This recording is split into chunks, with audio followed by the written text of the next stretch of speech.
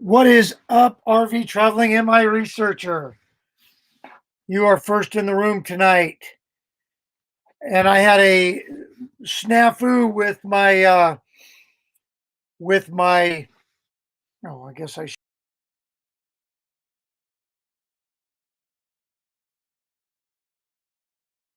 There we go. Now we're in.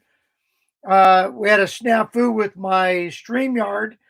I set up a schedule for later, and it kept kicking me out today, so had to delete it. So I'm just hoping anybody shows up, and we'll see what happens. Hey, Paul, how you doing? Hey, we went camping last Thursday, and got back yesterday. And I will tell you, it was the absolute best. We had we had a great time. It felt so good to be back out, and yeah, it was fantastic. Went up to a place up in Washington, about an hour and a half from here, called Elk Meadows, and that'll be the video that we're doing tomorrow. Um, but or the video that's coming out tomorrow. So I tell you what a relaxing, absolute fantastic, fantastic weekend, long weekend. Hey, Scott Jacobs, Linda Barker, Michael. I'm going to put something in here for Michael. This is for Michael and Michael only. Oh, really, anybody that wants to come in. Doreen, welcome. And Daydream About Nice Things. Good to see you, Gary. Nice to have you in the room tonight. But I'm going to bring in a guest host.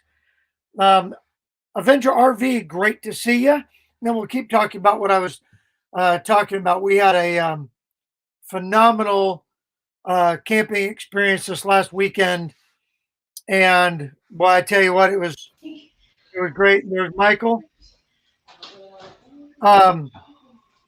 So we ended up going to Washington.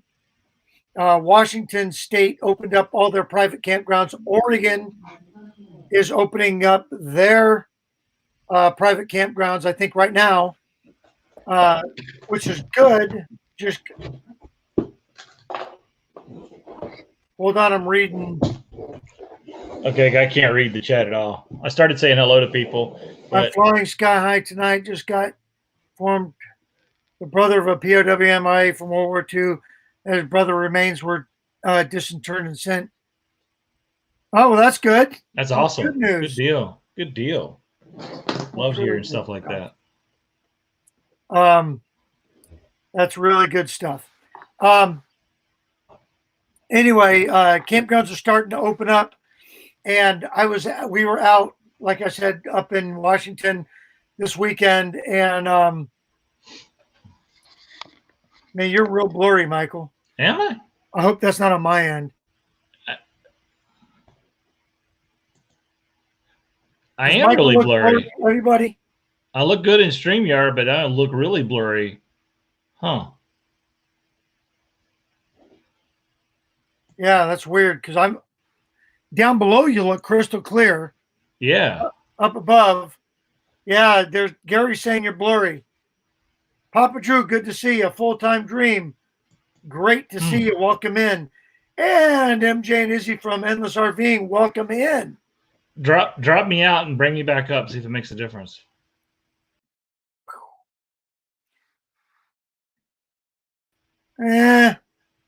You A gotta little give better. it. You gotta wait for it to catch up. A little bit better.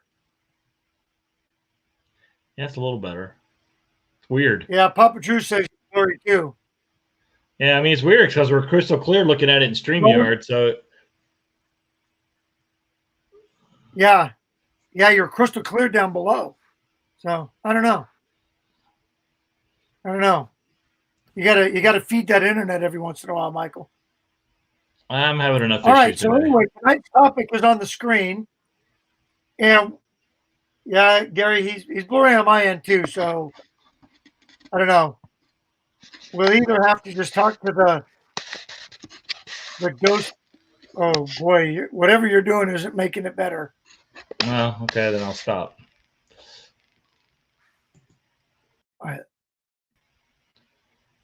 Yeah, I don't know, man. Oh, that's better. And now he's gone.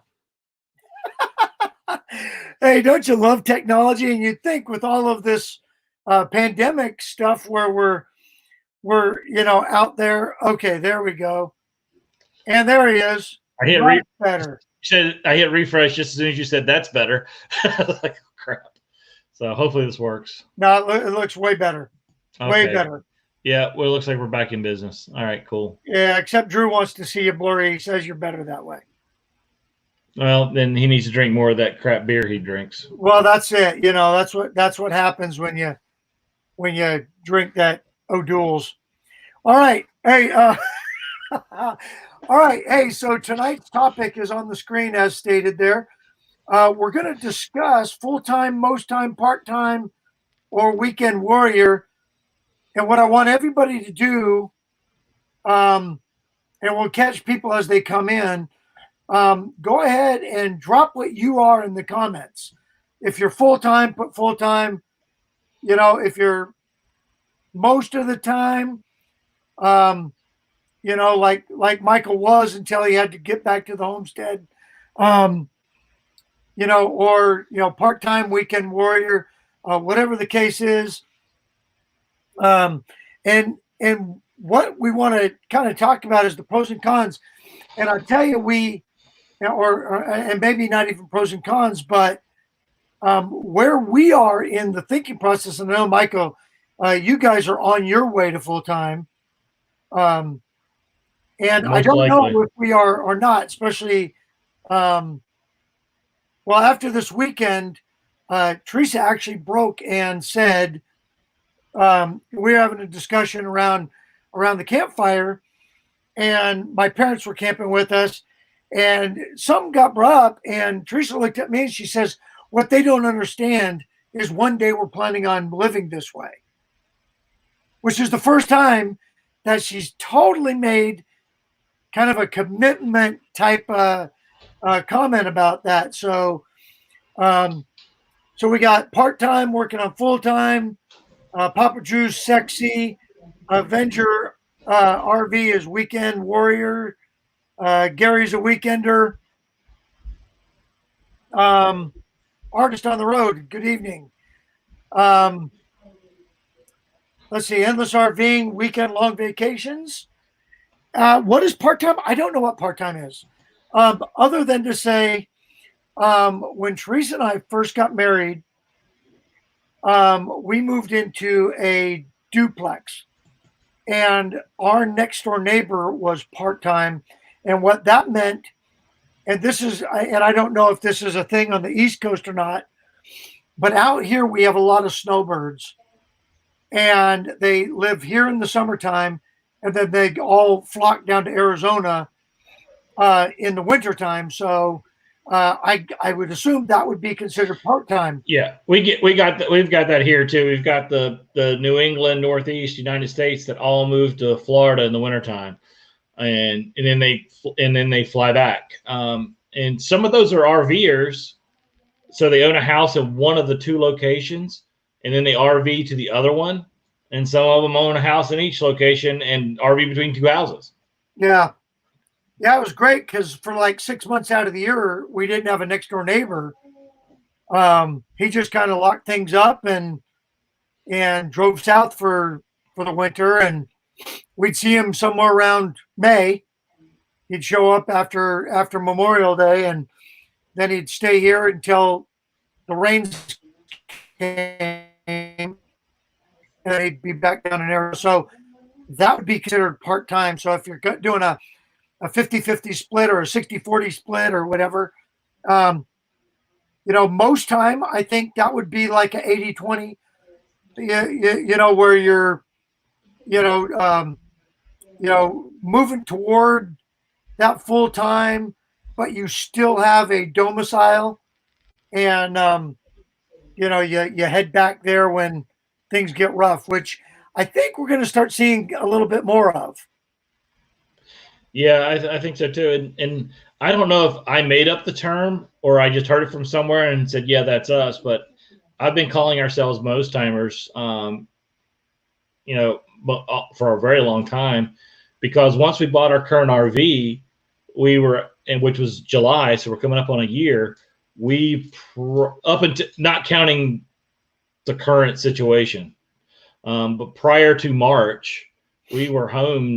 We were not even home half the time. And when we did come home, it was only for a few days, and then we hit the road again. So that's where I came up with the whole most time thing versus part time, and it's most time striving towards full time. Yeah. So that's what we're at, and we talked a little bit about this too on our live stream and last night, and we're still figuring it out. Odds are we're gonna go full time, because it doesn't make sense to have a house and an RV when it's just two of us. Yeah. Honestly, and what Shelly and I talked about, even if we wanted to stay in the area where we're at, which we don't have any family ties to, and we both work remotely, so we don't have any work ties here. So we really have no ties here other than friends, and most of those friends are military, so they're not going to be here very long either, right? They're gonna either separate, get reassigned, or whatever, and move on. Right. So we're better off just staying in a. There's plenty of campgrounds right here in the local area. So if we wanted to stay right here where we're at, we're better off getting rid of the house and, paying, monthly lot rent at a campground for probably a third or a fourth the cost of maintaining the household and not have to mow the grass. Well, see, and that's the thing. We've always considered ourselves weekenders plus, because we do a lot of extended trips. For example, Friday we're heading out. We're doing 7, 8, 9. We're doing a 9-day trip, starting Friday morning. So that's more than weekends, and then we have a rule. And Oregon is unique in that we're kind of a square, and it's 5 hours east to west, and it's 5 hours north to south to the borders. So anytime we drive more than 5 hours, it has to be more than a weekend. So because I'm not doing a 10-hour turnaround, that just doesn't make sense to us. You get there, you get set up, you have a campfire, a drink, cook a couple meals, and you're back on the road again. So we don't particularly care to do that. So anything outside of a 5-hour circle has to be at least a week for us. And so the trip this time is a 2-hour trip, but because we booked this coming Memorial Day weekend and we booked the following weekend, and those two campgrounds are 20 minutes apart in Central Oregon, we figured let's just stay the week and then drive the 20 minutes and then set up camp at a lake, because we're not going to a lake the first week, and then the second weekend we're going to be at it's actually a lake formed by a dam. So it's a dam lake. Yeah, so yeah, it's a dam lake. So we'll take the kayaks and stuff down there, which would be good. I'll break the GoPros out again. I can't remember the last time I used the GoPro, but definitely want to break them out if we're going to be in the water. I'm not taking my Canon M50 that I didn't win out on the lake. So it's kind of an inside joke, which is rude. But anyway, so full time, the benefits are at least, like I said, we're on the road to full time. No pun intended. But I feel like, yeah, the maintenance of full time RVing. Now you got the maintenance associated with the RV itself. But still, when you're talking about property taxes, you're talking about, the annual maintenance that you do on your house, the all the incidental stuff, mowing the grass, paying the utilities. It just pencils out in your favor in an RV. Yeah, I agree. And for us, when we look at the math part, because me, I'm all about the numbers. Yeah. And getting rid of the house. I mean, because we're on the road to debt free. I don't know where the road ends, where the debt free sign is planted, but we're heading that way. We're trying that way. No credit card debt, and all that kind of stuff. Yeah, we did that. So, and if we can make it there, or at least make it real close, then by the time I retire in 3 years, if we sell the house, we're golden off my retirement check. Yeah. I mean golden. I mean, not just, well, we'd have to go find a job here or there. We'll be fine. I mean, we won't be, we won't have the golden chalices sitting around the campfire, but we're not going to be sleeping in a tent made out of a tarp and plastic bags either. Right. Yeah. You don't have to buy the Dixie brand paper plates. You could get the Chinette. Right. So, maybe once in a while, special occasions. Well, yeah, no, I hear you. That's exactly what we did when I retired from the Army, and then I retired from UPS. The whole thing about retiring from UPS was predicated on the Army, because I've got my TRICARE for life. I've got the VA. Teresa's in my TRICARE program, and then we did the debt free thing, which once you start penciling things out, that's how it works, right? Because you don't have the overhead that you have. What the dollars that you're bringing home from your retirement checks are your dollars. They're not going to somebody else. And John here made a good comment. He's going to save like $4,000 a month.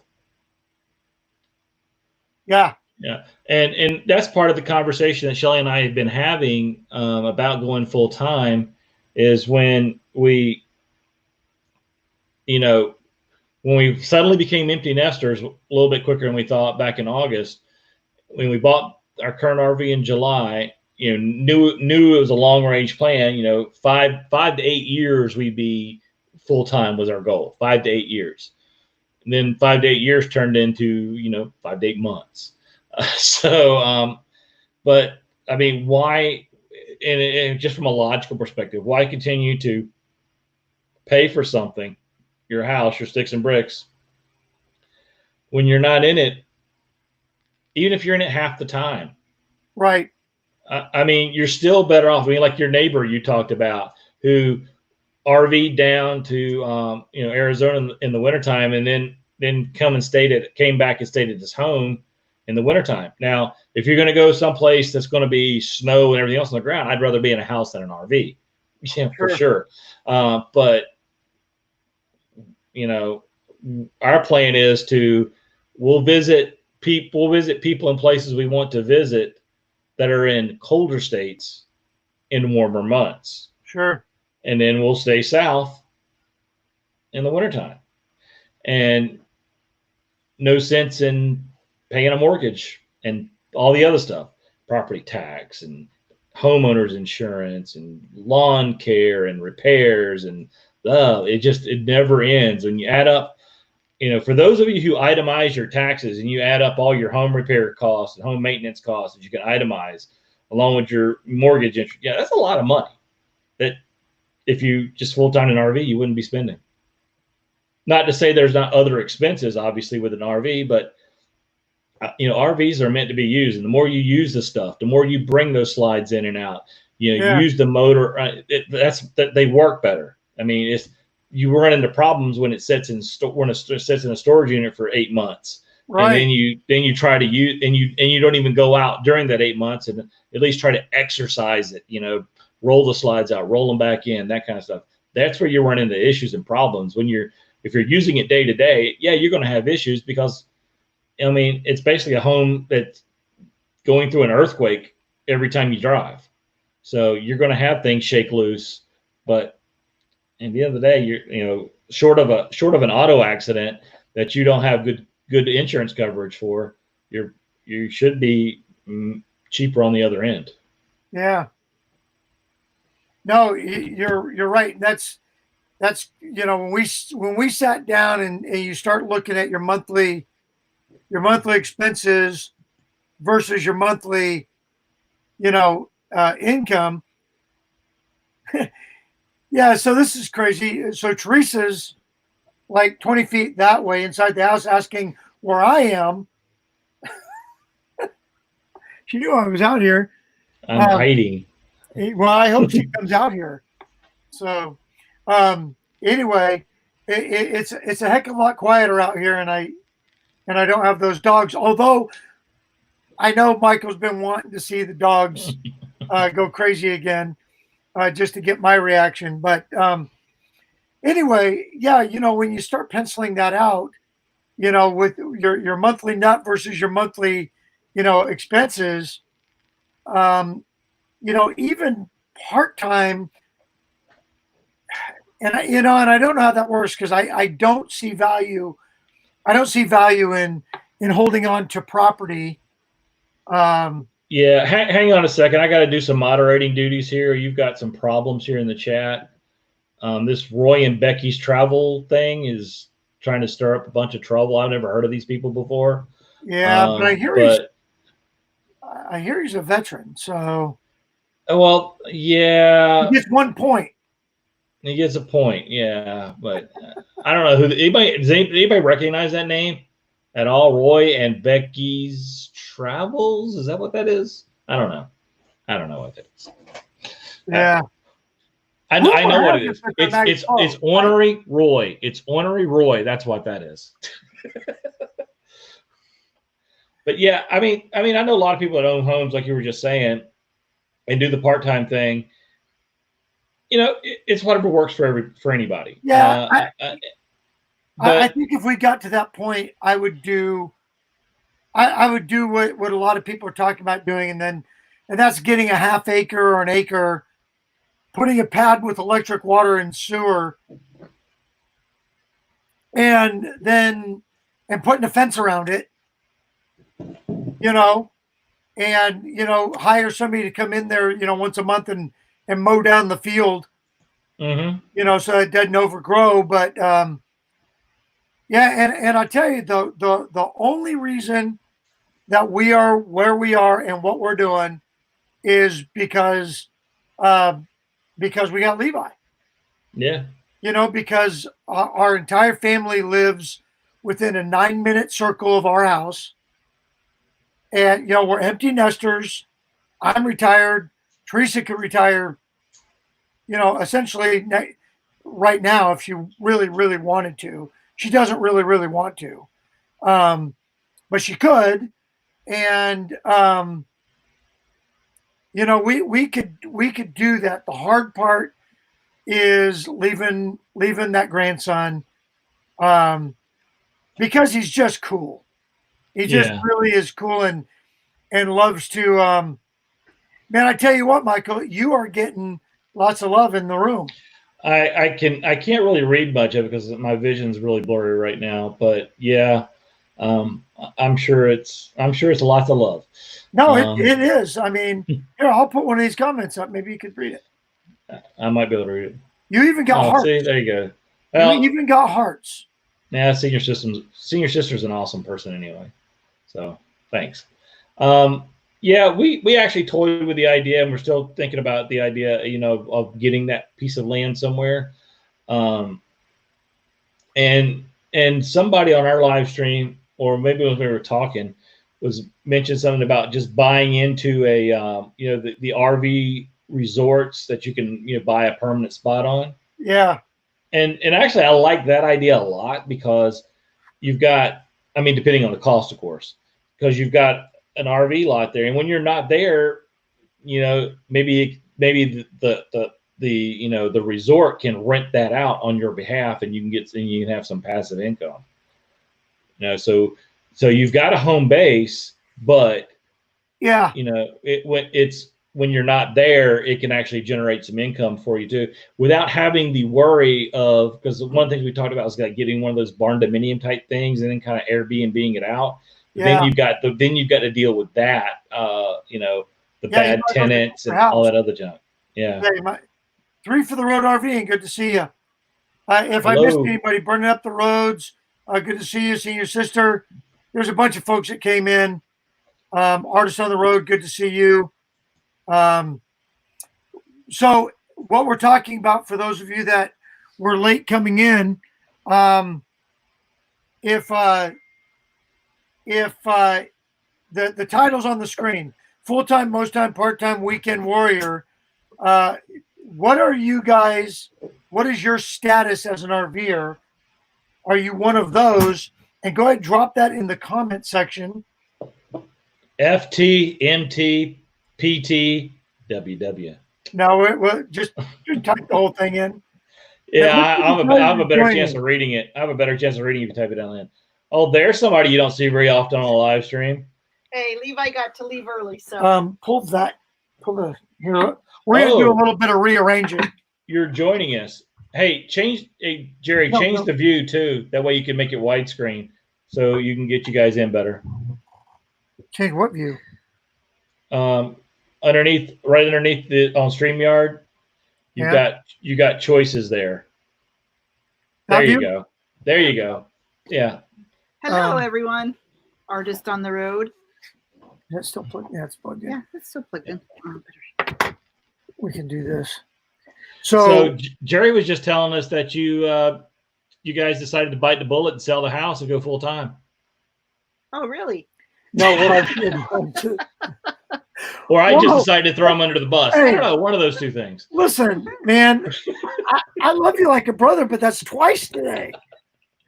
That's twice today. No, I think we eventually will. Yeah.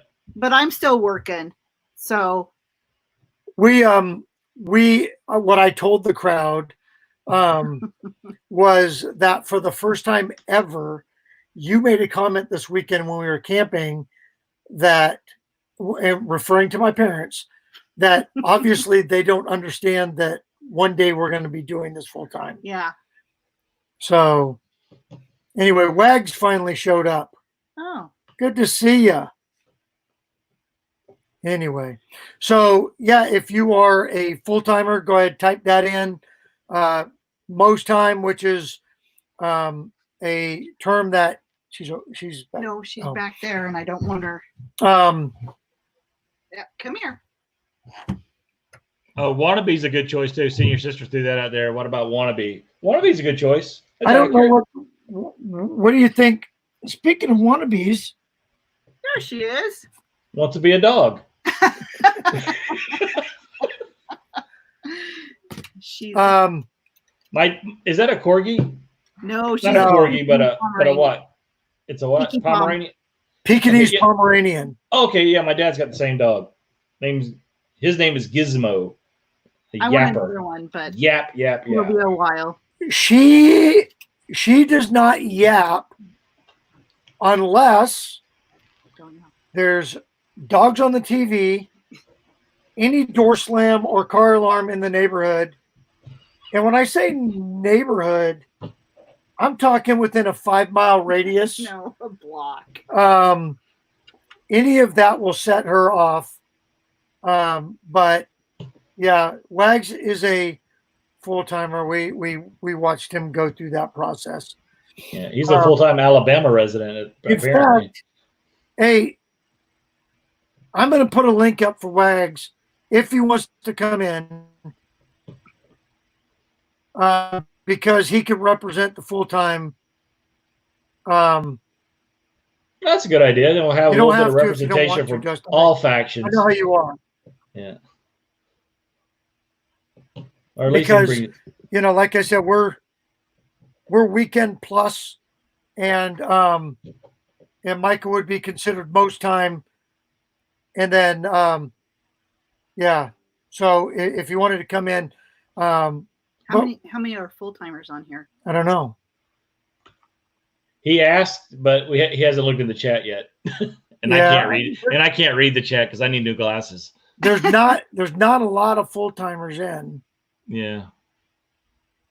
I know Roy and Becky are full time but still have a house. Yeah. Daydream is a weekender. RV traveling is full time in a month.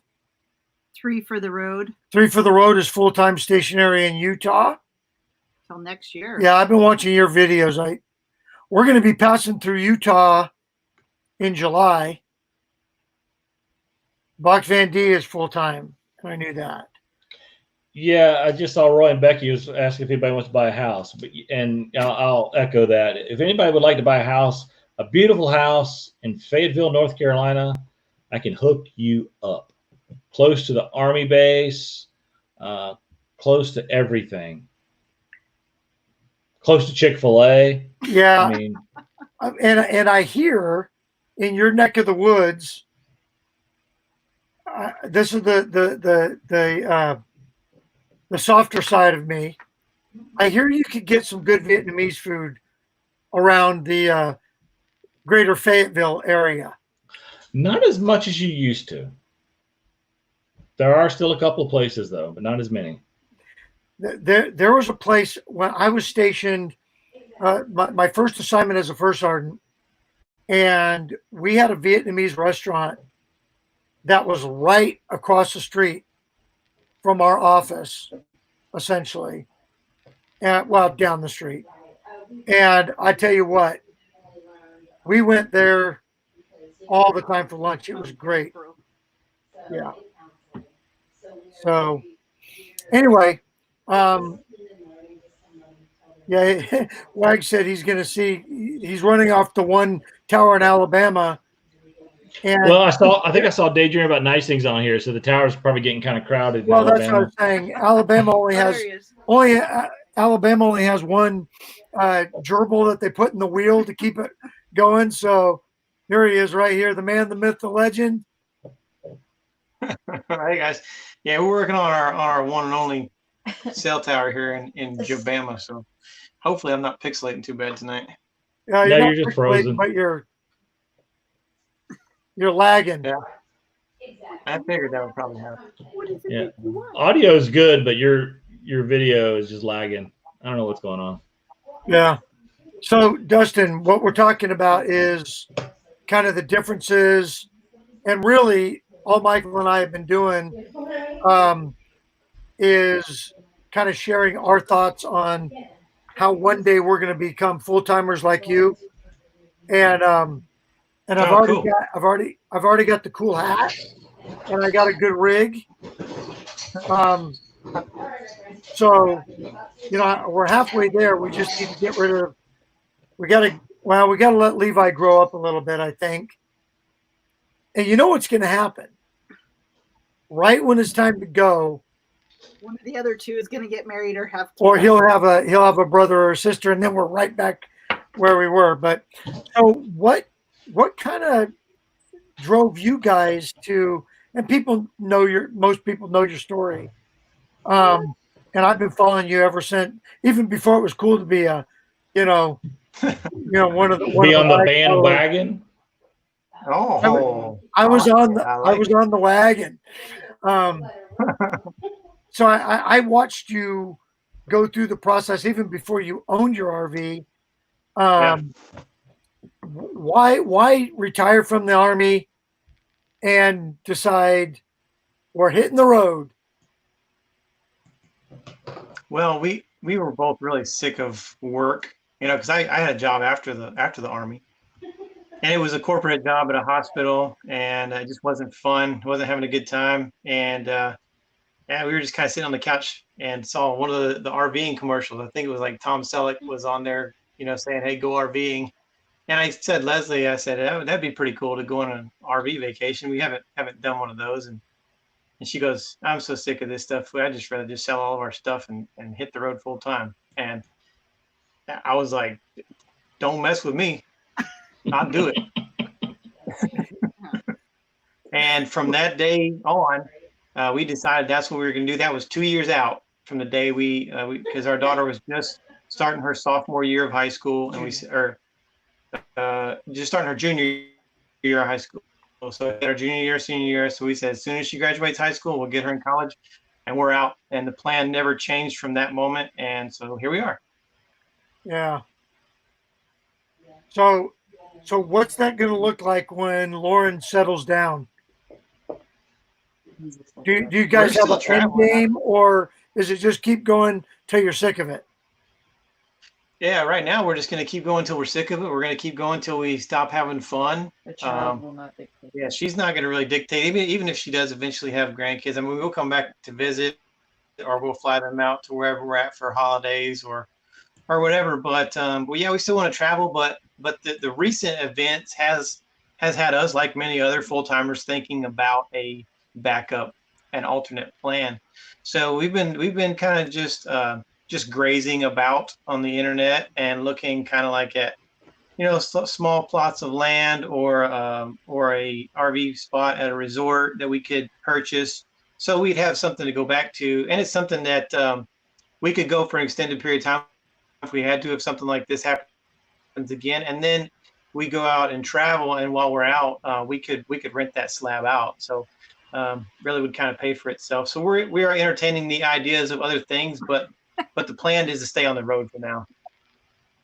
Yeah, that's exactly what Michael and I were just talking about get that half acre or whatever, and put a pad and hookups on it.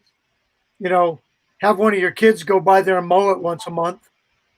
That way you're not that guy. And I just gonna pave the whole thing. Just pave the whole thing. Or put decorative rock all over the place except for the pad, and yeah, go by there with Agent Orange once in a while and kill everything. But yeah, and that's kind of where I am. I started getting really intrigued watching YouTubers that were full time and just doing the math, of just the cost savings of getting rid of, sticks and bricks and all of that comes with it. And just, it's not something common to all, but at least the three of us have something that we could, if we needed to, we could float into military campgrounds, and have a little cost savings there. Have access. We're in a military campground right now, and we've been here for the past 7 weeks. Right. So right. So there's some cost savings there. There's and not only the cost savings of staying at the military campground, but you have access to AFES and all of that stuff too, which anymore I don't know if that's a big savings, depending on where you live. But Class 6 is a savings. But the Class 6 is a great savings, and as discussed earlier. So anyway, we started penciling that out and saying this would be really good. Now, how do you negotiate that obstacle? Yeah. With grandchildren, with family, with events, and I guess the answer is you're mobile. So anything that's significant, if it's a graduation or whatever, you just float back into town. Yeah. I don't want to miss sporting events and stuff like that when Levi, gets older and stuff like that. But again, pop in for the season and pop back out, you know. And that We go ahead. Yeah, we'll definitely do that. And another thing that we did, I mean, we've even found we budgeted for everything before we hit the road, and we over exaggerated on everything. That way, if we were off by a little bit, we were still safe on our budget. But we found even in the short period of time since we have been full time, which we left on September 3rd to start full time, and even from then till now, which hasn't even been a full year, the cost of campgrounds is rising, folks. It continues to go up. It continues to get more expensive. So the longer that you can stay at a place, the more you're going to save. And then for us, like you said, we have the option for military campgrounds. And then you have, of course, state parks, Corps of Engineers. So you can save money where you can. Leslie and I just purchased a Thousand Trails membership. We haven't tried it yet because we're stuck here, but we purchased that. So we wanted to have as many options as we can. So you have to, even when you have a good plan, you get on the road, you have to modify that or alter that to stay in your budget. Because if we were just staying in private campgrounds week to week, we would be busting budget every month. Oh yeah, absolutely. Yeah, there's if you play it smart, you can stay in nice places full time and not break the bank. But you got to have a little bit of planning, a little bit of forethought. And of course, there's a lot of other options too. I mean, like you've got the Boondockers Welcome and Harvest Host that kind of help fill in the gaps to some degree. And we haven't done Boondockers Welcome, but we've done Harvest Host a lot, and we haven't had a bad experience. We haven't even had a mediocre experience at a Harvest Host. They've all been great. There is a lot of Harvest Host up here, and I am absolutely intrigued by. And now that they've opened up Harvest Host expanded to golf courses, I'm in. And I want to pause for just a second. I'm not ignoring the chat, and I just saw this, but Three for the Road. Definitely don't want to go into it, but extremely sorry for the loss of your daughter. That could not have been good, no matter how you shake it. So. Not the way that you want to become an empty nester. So, geez, I'm super sorry to hear that. Yeah. Dave's Great Adventure is in here. Good to see you. Hey, Greg and Shelly. Yeah. We stayed 8 weeks in Texas for about $50 using Thousand Trails. Yeah, you know, I hear good things about Thousand Trails. Thousand Trails does not have a great network out here. In fact, I think there's only there's 3. 4. I know there's one in Washington, and then there's 2 in Oregon. Yeah, so and then there's some Encore parks but they don't have a really robust system out here. At least in Oregon, there's more up in Washington, I guess. But yeah, we've never really looked into that because we're weekend warriors, and everybody that we've talked to says it's not that great a deal if you're just doing weekend stuff. If you're full time or most time, I hear it pencils out. Yeah, I mean, we haven't used Thousand Trails that much, but we've already I think we've used it a total of maybe 3 weeks. And that's average for what we just bought the camping pass, the annual camping pass, and that averaged out to a little over 35, or right around $35 per night on average. So that's where we're at right now, spending money for Thousand Trails, and we're getting ready to go. We're getting ready to go to one on Monday for 2 weeks. So that obviously that average is going to just drop right down. Roy and Becky's got the right plan though. I mean, they've been camping for a year and they've spent this much on camping in a year. They boondock, right? Yeah, that's right. So, they boondock. But see, I'm high maintenance, and so I need electric. I need the AC. I got the residential fridge, so I'm super high maintenance. That's a lot of solar, a lot of lithium batteries to make that happen, which means that's a lot of money. So yeah, I think we've grown accustomed to full hookups, and yeah, I don't. I think at least power and water. I mean, you can go without sewer for longer, but I mean, power and water, I think we need power and water. Yeah, Yeah. our black tank's pretty big, and so we can go for a while on that side. Well, Plus- for us, the thing Plus, if it's is that raining one night, I can dump the black tank like that no matter where I'm at. It's no big deal. we Just have kidding. we have Just kidding. we have Scout, who's our bearded dragon, and he's a reptile. And you know, reptiles don't regulate their own body heat, so he has heat lamps in his habitat, which is built in above the TV, and heat lamps above the couch that hang down, so he can hang out on top of the couch all day. So those pull a lot of energy, and so for us, really boondocking without power, we'd be running a generator a lot just to keep the lizard warm. And so really for us, we wanted to create as many possibilities as possible there. That's why we got the 1,000 Trails, and we upgraded with the Trails collection and RPI, and we have military options, and now we have Corps of Engineers, state parks. And so with all of that, we always got somewhere pretty decently rated to stay price wise, if not for free, if it's 1,000 Trails. Yeah. Well, Teresa doesn't regulate her body heat very well either. So yeah,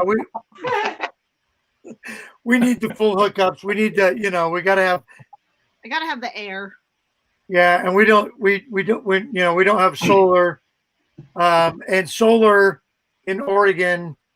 The 3 nice days you get. But yeah, and I guess Honey and me, we are a little bit more. I wouldn't call us high maintenance, but we definitely like our. Look, here's the thing. This is not a tent, and so we left our tenting days, behind us, and now, I've got all of these things that you push buttons and things work, and heat comes on, and air conditioning comes on, and the refrigerator and the ice machine. I like my hookups. And I'm not afraid to say it. And hey, despite me being in the Air Force, I spent my fair amount of time in hot places and tents. I think I've met the quota. So now the quota's full. I have the memories. I wouldn't say fond, but I have the memories. Well, I don't even have the memories for the most part. But so yeah, it's time for full hookups. Did you hear that, Justin? He had tents. Yeah, he had tents. That's crazy. Yeah, tents. So for again, it was, double-digit ASVABs. Double-digit ASVABs. Rangers lead the way. It wasn't so much about the RV. I mean, we don't want to camp. We want to live. We want to go explore in different places, and the RV is the best means to do that. It's ridiculous to stay at hotels everywhere you went. So we want to go travel and see all these things, and the most efficient way to do that is in a RV. So we didn't necessarily want to be RVers or campers. We want to go live and experience these things. The best way to do it's in an RV. Yeah, no, that's exactly right. Now because we're weekenders plus, we like going out, getting out in the woods, sitting around a campfire every once in a while, and enjoying being with a group of friends and all that stuff. I think that mindset switches when you do go full time, because then it is about destinations, right? It's about going and living at different destinations. At least that's the way I imagine. And I've heard it before that you got to get out of vacation mode. Yeah, because for sure. You're not vacationing, you're living, but you're just living a mobile lifestyle. Yeah. If you don't get out of vacation mode, it gets real expensive. Yeah. And that's why you'll see on our channel, you'll see us going to places that are free, that are inexpensive, little known, out of the way places. Because if we went and saw all the major attractions at every single stop, we'd be broke. I mean, you can't live in vacation mode. we will, like when we go to some places, we will splurge and be on vacation mode for a weekend like we would do in normal life. Mhm. But we Right. don't live the way today. Well, yeah, and you find all those free cemeteries. So There you go. They're all free. All the cemeteries are free. yeah, I love it. I absolutely love it. Okay. Yeah, and everybody's really good at socially distancing there. I mean, Yeah. they'll stay to themselves. For the Really most well. part. For the most Well, I part. noticed every time you break out the camera, there ain't nobody around. Yeah, we do Hey. we like going to the cemeteries though. It's fun. That's the best part of being retired too. You know, you go Yeah. somewhere on a Wednesday, you know, outside of pandemic time, Yeah. and there ain't no lines or, you know, No. this. We will. like, I mean, I half-heartedly joke, but this whole Yeah. pandemic's completely screwed up my whole Home Depot experience. Yeah. 'Cause I'm used to going on weekdays when nobody's there. Yeah. We generally have a pattern. So we will travel on Tuesdays, and so we'll arrive later in the afternoon on Tuesday. We'll set up and hang out, and then on Wednesday and Thursday we will explore and do all of our filming and all the cool stuff because no one's out. Everybody's at work. Sometimes you'll run into like a kid's you know, a school field trip or something. But then on Friday, Saturday, Sunday, we kind of just hang out at home. If there's something that we missed throughout the week, we'll go back on Monday and catch it, or we'll go do our grocery shopping, hit the gym on Monday. Tuesday, we're hooking up, we're going again. That's what our week pretty much looks like. So it looks like we're exploring 24/7 on our channel, about 2 days a week, really. Yeah. And the cool Wow. thing too about traveling like that, and especially once you get into the 1,000 trails, because most people are going into campgrounds when Friday, Saturday, and even Sundays. So you traveling on Monday or Tuesday, those are, I mean, like when we were at Southern Palms, we got there, I think it was like on a Tuesday, there was one RV in front of us in line to check in. A couple of, a few days later, it was the weekend. They were lined up literally on the road. It was like 20 deep. Yeah. It was I like, mean, it's fun to see them all roll in on Friday and roll out on Sunday. yep. Yeah. Yep. Yeah. So you don't. So as a full timer, you want to stay away from that weekend check in if you can, for sure. Yeah. So Right. you guys have a good plan. So nursing your travel bug is cooking in her cast iron tonight. Good to hear. And hey there, Captain I'm cooking Jack. in my cast plastic.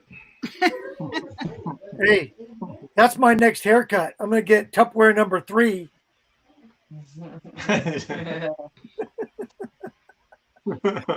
Hey, so we got what? We got 7 minutes left. You guys want to talk about anything cool? Maybe regarding some apparel Sure. without letting too much out. Yeah. Sure. So, yeah, jump right in. So I guess I will tell you because we told the plank holders already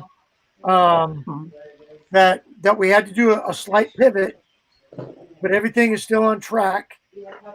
And what day are we launching? May 31st is the plan. May 31st. We're gonna do a what did we call it, Michael? You had it. It was a happy wag, epic happy wag, or A happy epic wag. a happy epic wag. Hey, we pulled that one right out of our Uranus. We are doing a happy epic wag live stream on the 31st. So mark your calendars. Time will be announced. But what it's going to look like is the 3 of us doing 3 live streams back to back to back. And we're all going to be on there. We're going to have some cool guests. We got some veterans that are involved with this charity. New to that are gonna be- YouTube guests, not guests you see on other YouTube channels. What's that? New to YouTube guests. Yeah, these are veterans who have benefited from the organization that we're going to be raising funds for.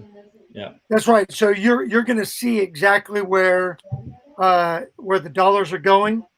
We're going to roll out what you get in return. You'll be able to see that, and then right after the last live stream, we're going to go live with the campaign. So that's, I believe that's a Sunday evening. Yep. It is. Yeah. That it's going to happen, and so we hope that everybody would join us. Again, we got a couple weeks before that rolls out, and there'll be more to come over the next 2 weeks, so that you can click that notification bell and get notified. But it's going to be really, really, really cool the way that's going to roll out, and then to see where that's gone. And I'll tell you that just in the stuff behind the curtain that's led us to where we are today, we've already raised a substantial amount. So, and I'll leave it there on that one. But just between a group of folks that are in our community, Jarhead Ginger decided to join us. They're they're one of the ones there. They are part of the plank holders on this. So yeah, it's probably like early in the morning in Okinawa. So they're having their breakfast. We're getting ready to, settle in. But kind of let the cat out of the bag a little bit on some of the channels that are going to be involved. But I mean, for you who are watching right now on this live, we got 21 different channels that are involved in this whole deal, and you'll get to see exactly which channels those are, and they're going to be involved in the live stream also. And it's just going to be a really cool night. It's not going to take forever. We're going to be live half hour on each channel, so it doesn't seem like we're on live all night, but it's going to keep rolling, and it's going to be good stuff all the way through. It's going to be a lot of fun. oh yeah, put your name in there. And it's not going to be you watch one live and then you watch the other live and you're going to see the same stuff. No, it's really one live spread across 3 channels. So you got to watch all 3 live to get all the information, the cool stuff, the contests, the interviews, all of that stuff, the challenges. Yeah. Which I've never seen anybody do before, so I think it's really cool. Yeah, it'll be epic. It's gonna be huge. Happy Epic Wags. It's gonna be really cool, and I don't even know why it's in that order, because they're making me go last anyway. So it's kind of Epic Wag Happy sounds kind of weird.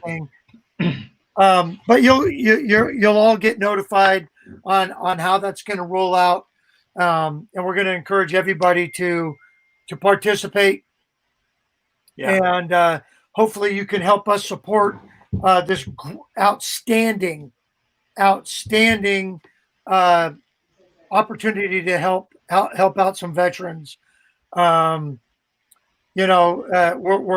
living in a weird time, and there's a lot of small veteran activities that support veterans that without a little bit of help they're not going to make it. And I'll tell you, because the first charity that we were going to support just announced, what day was it?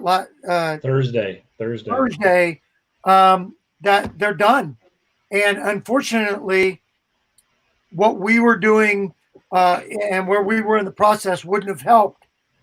So they're filing bankruptcy, and they're not going to be out. And all that really means is that veterans are not going to get served by them. So we need to. One thing that we do well is rally around each other. and that's what we're going to do. And so we're gonna leave it at that for now, because I'm over an hour and I don't know who's next. Justin and Christina, I think. I don't know if they're live or not. Let me see. Check that real quick. And I didn't realize the time was. Are they going live? Because if they are, we'll dump.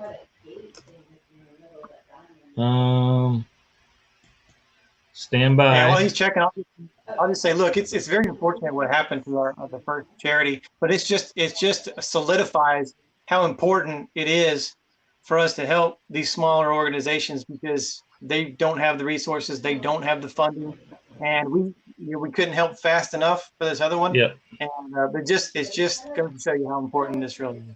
Yeah, I didn't see that they don't have a link up, so it looks like they're not going live. Scott just posted that they're not coming in tonight. So yeah, so I'll say this too, to kind of piggyback on what Dustin just said. These small organizations that we're trying to support here, and what for those of you who follow Wayward Wags, you see Dustin and Leslie support all the time. They feel a need in the community where they're at. So they wouldn't exist if that need didn't exist. So when one of those goes away, that charity didn't go away simply because the need went away. That would be nice if that was the case. It'd be nice if there wasn't a need for all these charities, but unfortunately there are. So now we've lost a charity that was filling a huge need, and they were filling it in a big way with a small amount of money. So now that need isn't being filled. There's other organizations there, and they may be able to step up and ramp up somewhat, but they can't do that without money. It's all about money, right? Right. So we're hoping when we do launch and announce everything in a couple of weeks that you guys will, give what your heart, put what's put on your heart to give for these folks. And just remember, it's 100% of the donations are going to the charity, and the profits from the t-shirts, or the proceeds, whatever you want to call them, are going to the charity.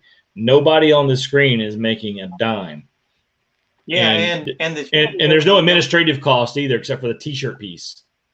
Yeah, and the charity that we chose to fill that void and to help out, they're very transparent with their financials on their website. We'll share that information with you when we launch and announce who they are. But I mean, they have their financials listed on their website. And I think if I read right, I think it's like 94 cents out of every dollar goes toward the actual veteran, and not toward operational costs or salaries or anything like that. And if you have ever donated to any organization, 94 cents on the dollar is just almost unheard of.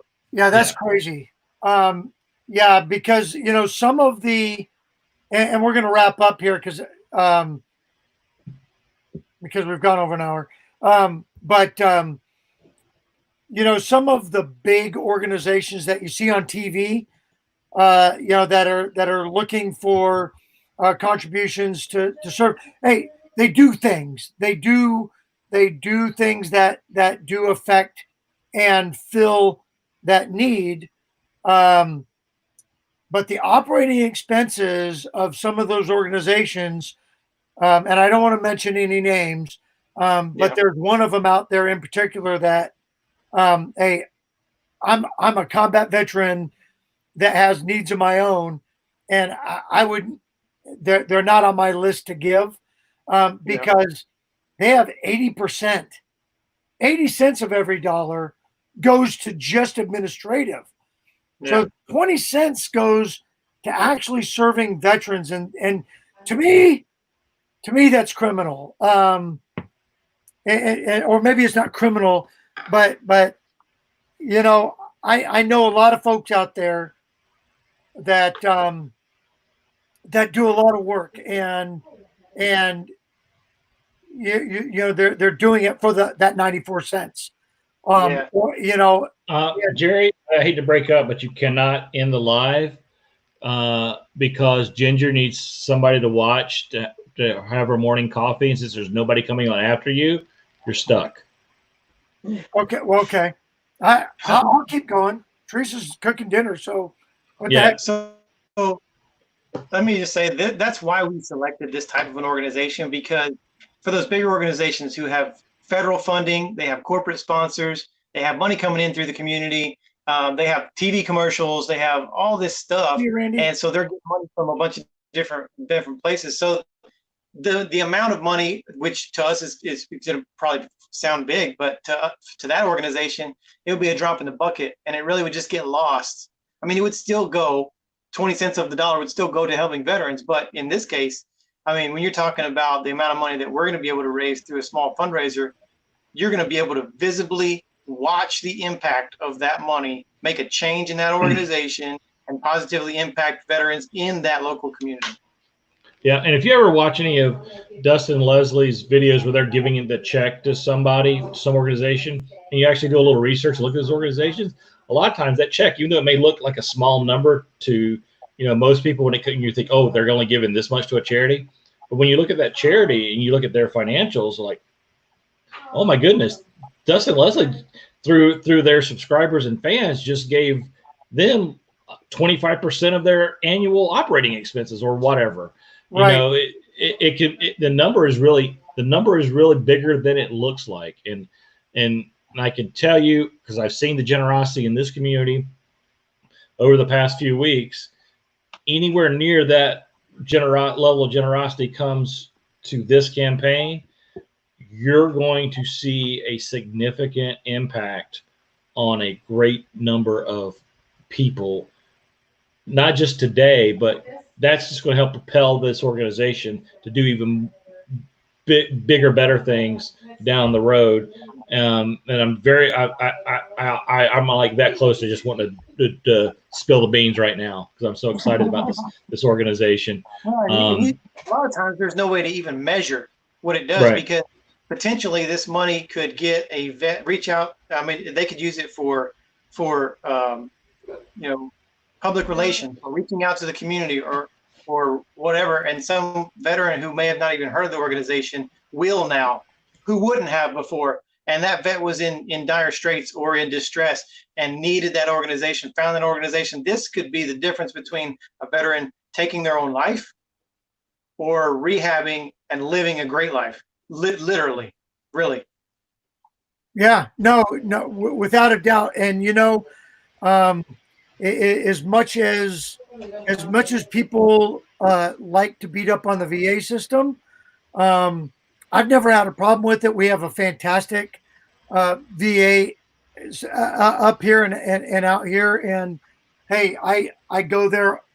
I've had multiple surgeries there and enjoy that. But there's only so much that they can do, and for those that are not kind of in the veteran community, and I don't want to sound exclusive, but that there's layers of what that looks like based on what your needs are and who can best provide those services.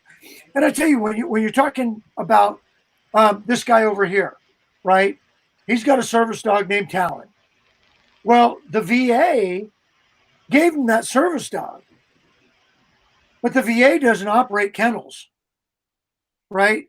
The VA has to outsource that, because you're not going to walk into the VA hospital and they got a little puppy mill over here that they're cranking out service, dogs. So there's all kinds of different layers, and it all starts to come together for a full service on the veteran, right? And you've seen it if you watch Dustin and Leslie's videos where they go into some of these places where, hey, sometimes it's just a place for the veterans to hang out. Yeah. Because they have a common bond with these guys or gals, right? It's just like the three of us.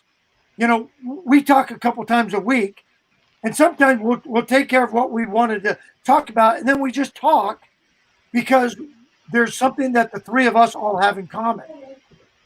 And it helps us, right? And by the end of the conversation, Michael stops twitching, and my drool sometimes,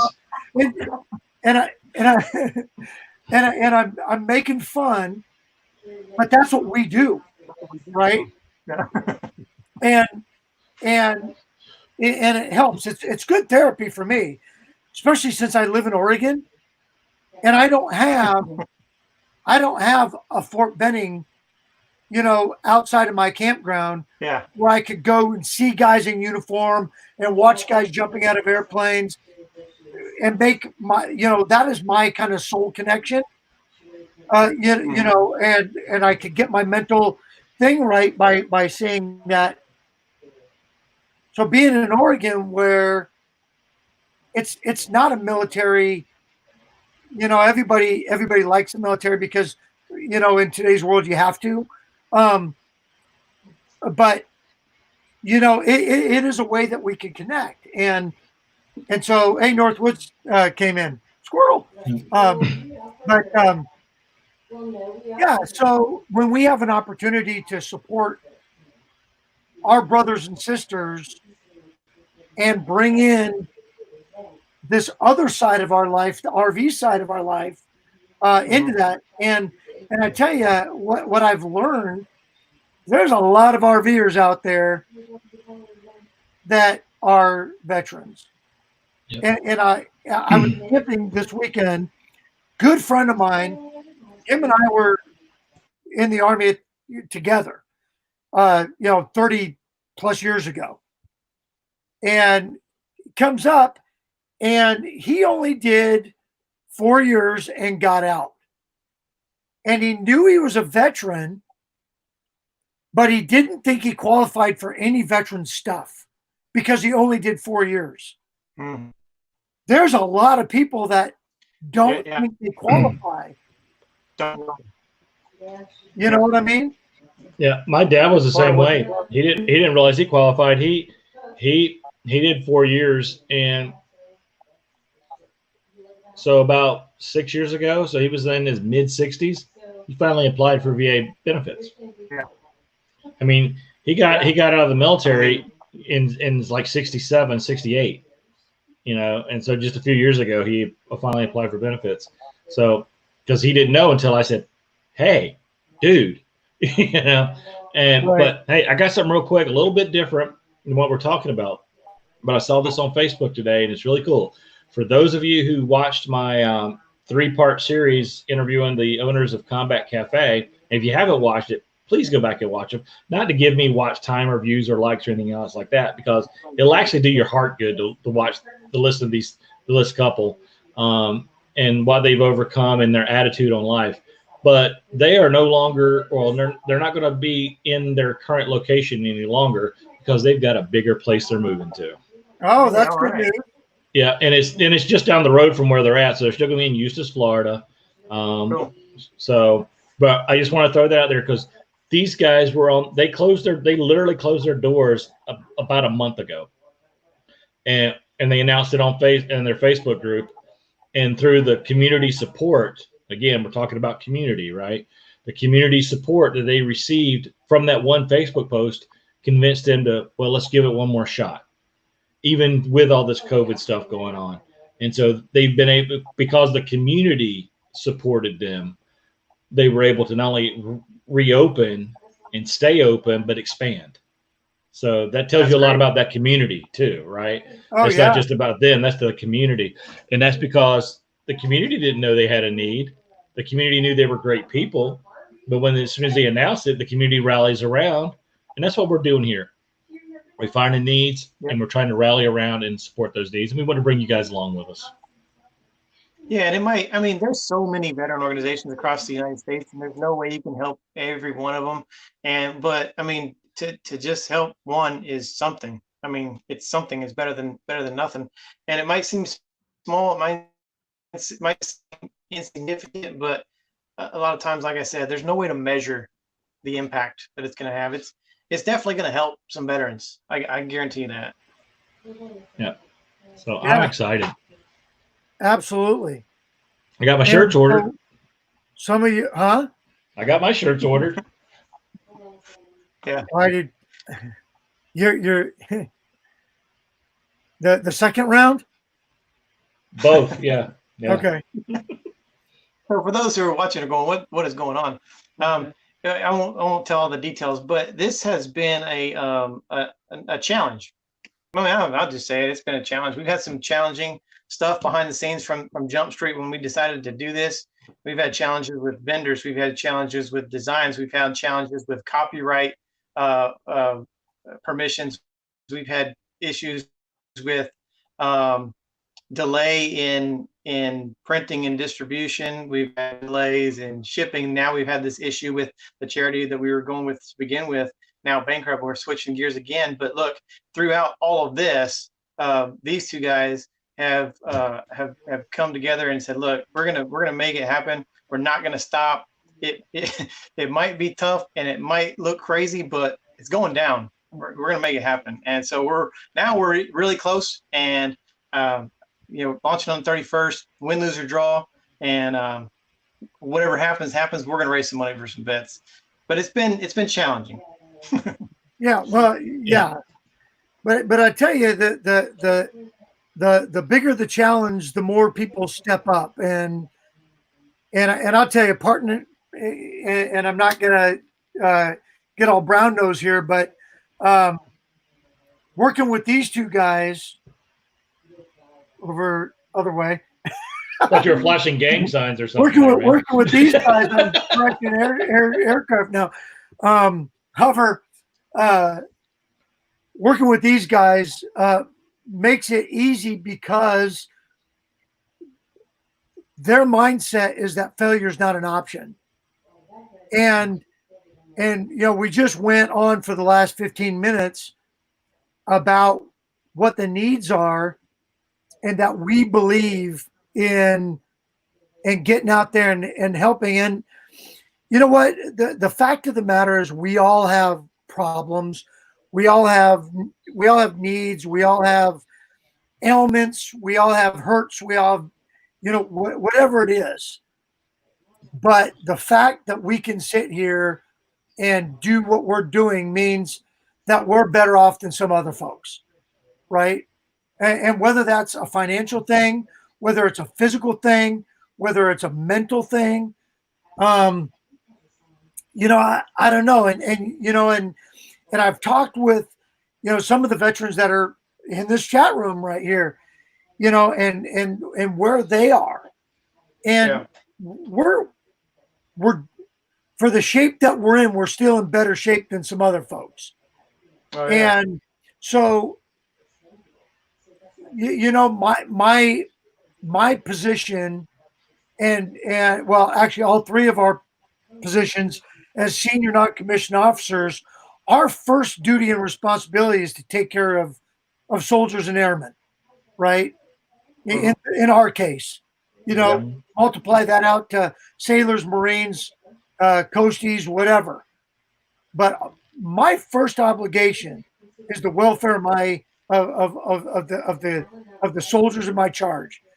Well, now that I'm retired, they're all part of my family, and then it's all these little circles of layers, where you've got your little cluster, and it starts expanding out to everybody, and everybody that's in our community, whether that's the RV community or whether that's the veteran community. But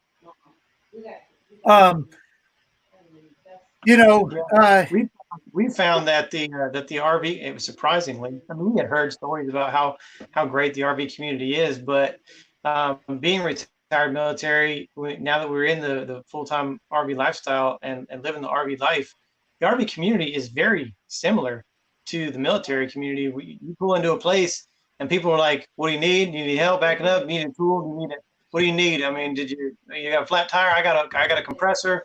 I know a guy we can call, RV repair guy, local guys, they'll help you out." I mean, people just bend over backwards to do that. And I've also found that the RV community is a very patriotic community, whether they have served or not.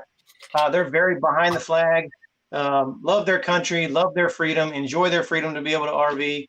And so to me, the transition, that's one of the things we were really kind of freaked out about, because we were very embedded in the Fort Benning community, because we did a lot of charity work here. I knew all the community leaders. we lived here for 7 years, retired from here. So going full time on the road, I was like, man, we're gonna miss out on that camaraderie. So even when we go out to campgrounds, if there's not military veterans, the RV community is so similar that you just feel at home and you feel comfortable. Yep. And Yeah, that was really absolutely. the biggest thing we found out when we really hit the road this year in January is, I mean, not just the RV community at the campground like you were talking about, but the RV community right here. This Yeah. YouTube RV community, and like I said earlier, we've seen it, how we've rallied around some of our members who are struggling for whatever reason. And so for those of you who are thinking about going full time, but you're worried about missing community,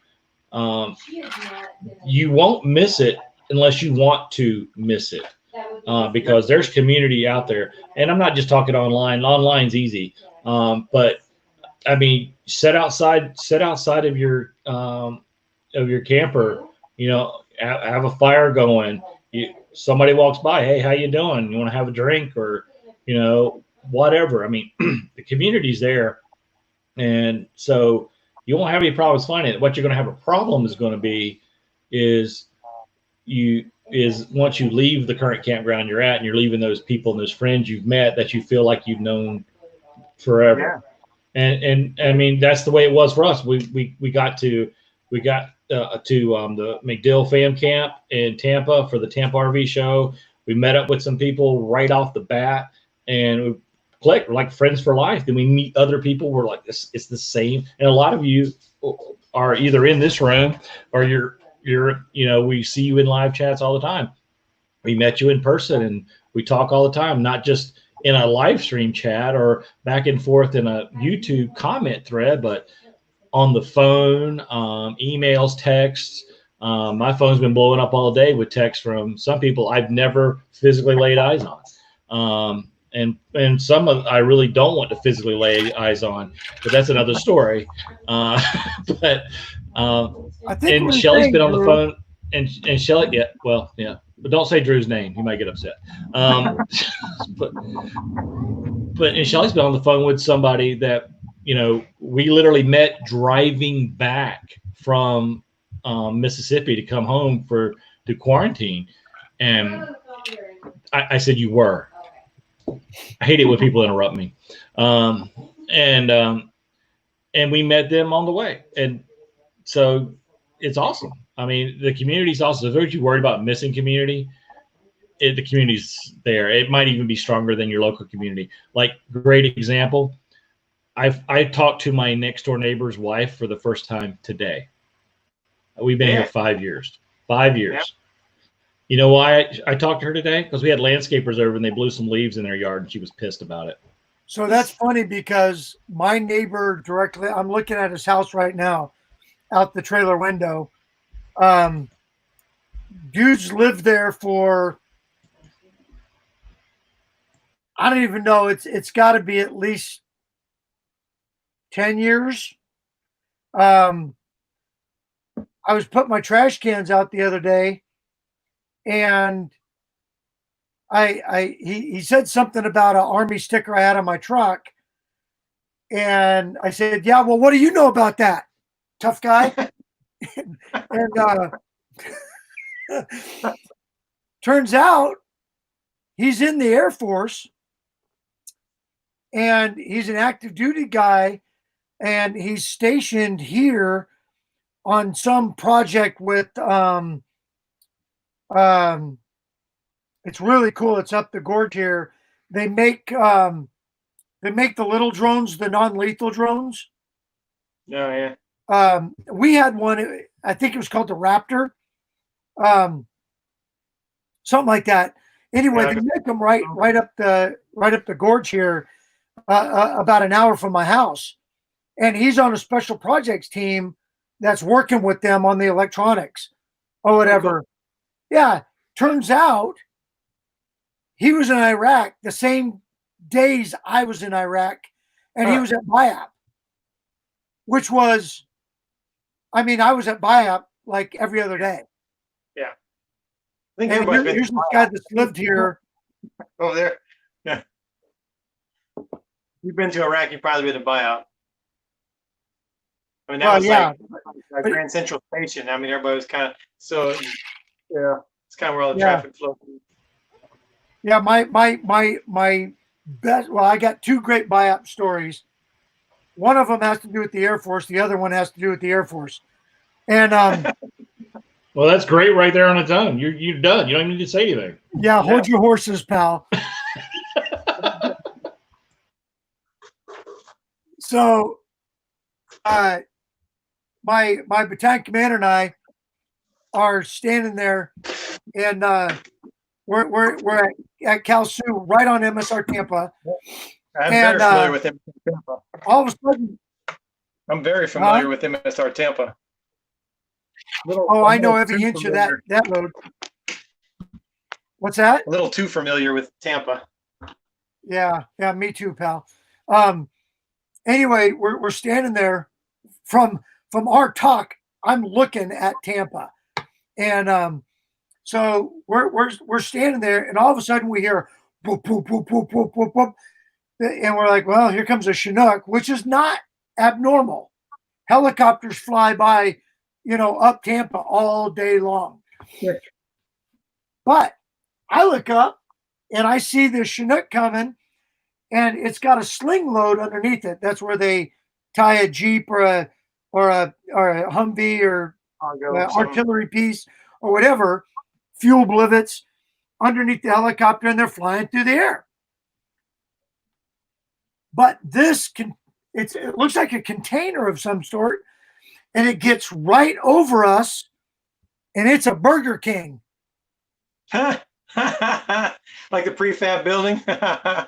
Prefab, it's like a little trailer, but it's painted. It looks just like a Burger King. Well, drop me some Whoppers, man. Yeah, it's got the king on the side. So they're going to the Air Force Base. Huh? They're going to the Air Force Base. Went to buyout on the Air Force side. So the next time I'm up at buyout, there it is. And I mean, there's a line of Air Force guys as long as you can. So we enjoyed that. So awesome. I'm at buyout because that's where we got our mail. All of our mail came into buyout, and we had to send guys up there. I'm going in to go get it. Yeah. Well, our mail clerk, was not getting our mail, and so I thought, well, I'm going to get to the bottom of this. So we get in a convoy, we go up to buyout, and we find the mail sorting deal, and it's like a great big circus tent, and they're sorting mail out by unit in this deal. I come outside, and there's these little Connex boxes, about 30 feet, Connex boxes, might be 20 feet, Connex boxes, and they're all stenciled on the side. Do not destroy U.S. Air Force. Now, there's some airmen somewhere stateside that made a stencil and painted "Do not destroy USAF" on 100 of these Connexes, and he misspelled the word "destroy." All right. I got you one better. I got you one better, and it's an Air Force story. A whole bunch of brand new basic training graduates. When I say a whole bunch, I mean like a month's worth of graduates, and they graduate every week, like 400 a week. So probably close to 2,000 dog tags on every one of them were wrong. Oh. And this was last year. This wasn't a long time ago. This was last year. They either had their religion wrong or spelled incorrectly. Apparently Baptist has 2 eyes in it. According to the way this guy typed it in. A lot of people who thought they were Catholics were actually atheists. Wow, but that went over well with the family. Yeah, right. The names were all spelled correctly. The only thing wrong was the religion, and it was either spelled wrong or given the wrong designation. Hey, so how many I's are in the word destroy? I don't think there are any. Yeah, I'm not seeing it. I'm looking at this. I'm like, this guy made Hey. a pencil. I Hey, mean, no who's regrets. checking him? You know, I mean, who's checking him? You only Type it have into your one job. phone, it'll autocorrect. Oh God, man! I tell you, we had a lot of fun up there, but yeah, especially in 03, because Biop was still a real the neighborhood around Biop was still real hostile, even though First Armor Division surrounded it. Down on the, it wasn't that the commercial side of the airport, but the other side of the airport where the military side was. Yeah. Right at the end of the runway, there was that. You probably saw this, Dustin, but there was a mosque right at the end of the runway. Yeah, I have a picture of me in front of that mosque. Huh? I have a picture of me and a couple of buddies in front of that mosque. Yeah. Well, the first time I got to Biop, they were using that mosque to shoot RPGs out of. Good time. Yeah, and yeah, I was on a C5 coming out of there. Early on, one of my companies got moved to Saudi Arabia to secure Patriot sites, and so I had to go up to Biop, fly out of Biop to Kuwait to go to Saudi Arabia to make sure that they were all taken care of, and we're coming out, and the crew chief, and for those of you that have never been on a C5, Alpha or Bravo, the seats on the upper deck all face to the rear. And I still don't know why that is, but they all face to the rear of the aircraft. And so we get in there, and the crew chief comes up and he's like, "Hey, listen, we're doing a JATO takeoff. That's the jet assist takeoff." Yeah. And I'm like, "I didn't know you could do that with a C5. He's like, "We're going to find out." And I'm telling you, this beast, you're facing backwards so you don't have to watch yourself die. that could be it. That could be it. But we're lumbering down the runway, and we come right over that mosque and went straight up. Oh. And so you're sitting backwards. So the next thing you know, you're like that. And yeah, that was something else. But yeah, I was in a C-130 that crashed. I don't know if I told you guys the story. I was in a C-130, and I think I told Michael because he was going to look it up or something. I don't know. But but then I don't think they considered it a crash because he landed like right by Elmendorf Air Force Base. Yeah, you told me about that. You told me about it. Yeah, I told you about. We landed. So for months we've been practicing because we were going to fly from Wainwright Army Airfield in Fairbanks all the way down to Fort Lewis and jump in on Darby Drop Zone. And that's a long flight. That's like 8 hours, right? And so we're practicing on a C-130. That's a long time. And it could be about 7 hours. And so we knew we were going to have to fly over the Gulf of Alaska. So we practiced, at the airstrip, finding where the flotation devices and they have rafts up in the back ramp and whatnot. Sure enough, I do what all good infantrymen do: get on the airplane, and I fall asleep. And all of a sudden, the bells start ringing, which means something's wrong. And the crew chief's coming through. He's like, "We're going down." We're like, "What does that mean?" I just woke up. Let me jump. we weren't rigged up. We were going to do an in-flight rig. All of our parachutes are on a pallet. Oh, Right? I'm like, I could get it on quick, you know. Just So- jump out with the pallet. You'll figure it out. We go down and land in a muskeg field, which is basically an Alaska swamp, and get the rafts out, push the rafts out. We get out there and, oh yeah, that's way after my time. This was like 86, 87. So anyway, we land in this muskeg field. They got the little portal windows that are on the skin of the aircraft. Water comes up over, so we're thinking. I look at my watch. We've been in the air for about 4 hours. We're in the Gulf of Alaska. Ramp drops. Water comes in. We grab the rafts. We push them out. We all get out there. We're counting off, getting accountability, and here comes the pilot, the co-pilot, and the navigator, and the other guy that's up in the front.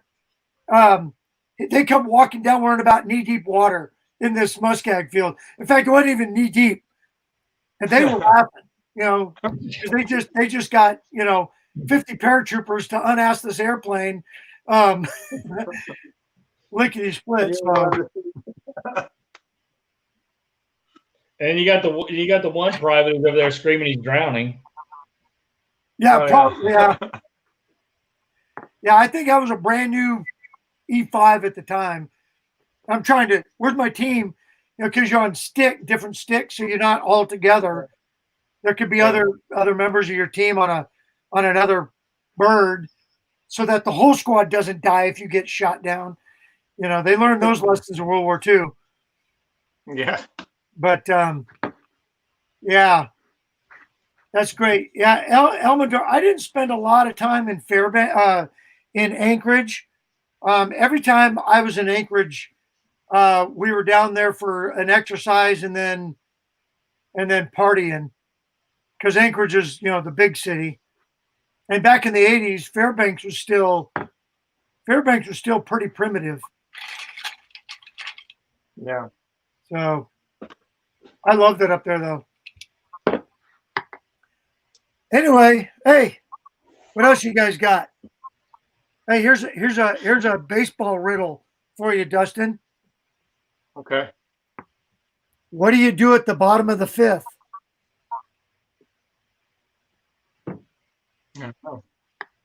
You open another bottle. Yes, I love that. That's a Friday night joke. There you go. Hey, I'm or about to Monday, crack or- as soon as I get off here, I'm cracking. hey, I'm retired, man. Every day's Friday. That's right. Anyway, I forgot what the hell we were talking about.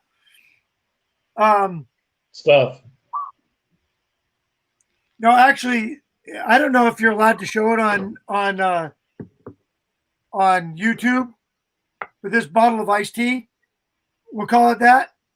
Yeah. It's from a distillery up in